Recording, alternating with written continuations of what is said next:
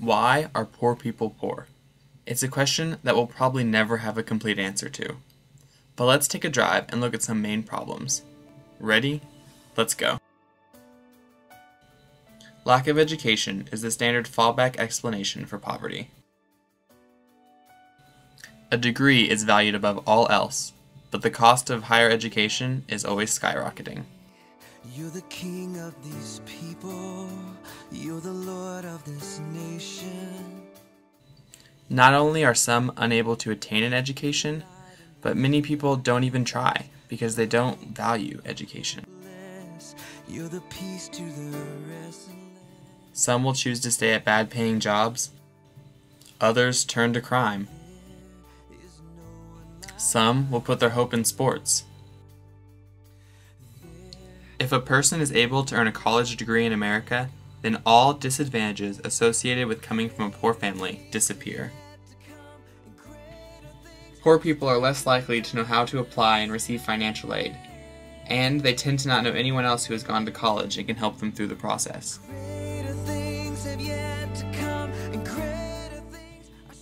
We need teachers to operate under the expectation that all of their students will go to college, and they need to verbalize this expectation till their students embrace it as their own. You're the God of this city. You're the king of... Marital status is the #1 indicator of financial stability in America. You are. Single mothers are the least financially stable. Children are expensive. They need clothes, food, shots, and heaven forbid, daycare. We need to teach safe sex practices, and the church needs to preach abstinence, so that we can avoid unplanned births that sink both child and mother into the pit of poverty.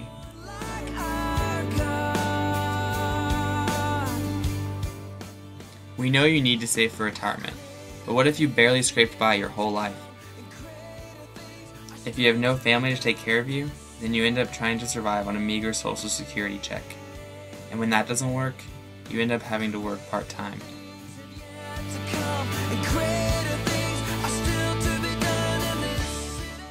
The mentally handicapped often live with their parents their whole lives.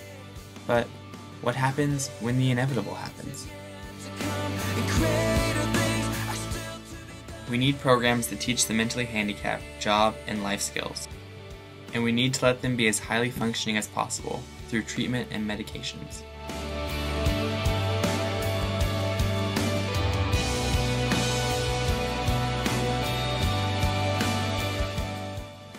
Many people try hard to rise above poverty, but 30-hour work weeks keep them from receiving benefits or full-time salaries.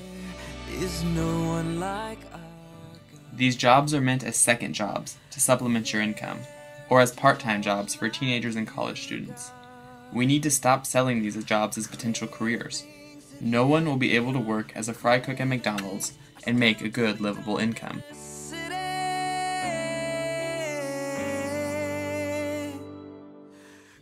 We need short-term technical training that can provide stable jobs to the impoverished.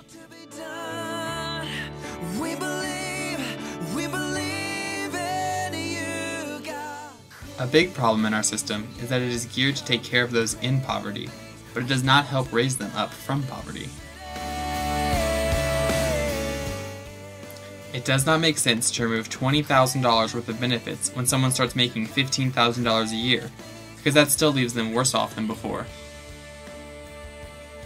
The system as it currently stands creates a sense of hopelessness and seems to punish good behavior more than reward it.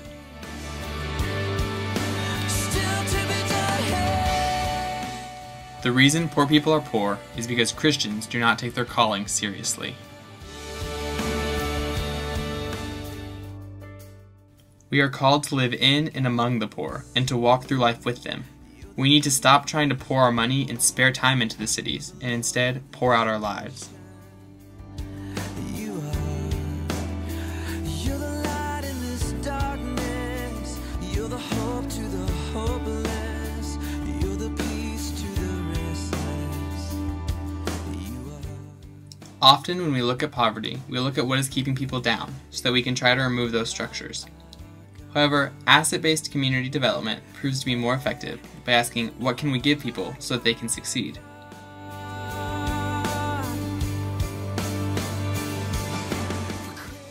You need to get the community involved in its own transformation and collaborate with them to figure out what they need and the best ways to provide those resources. The goal is to make the community better for those who already live there.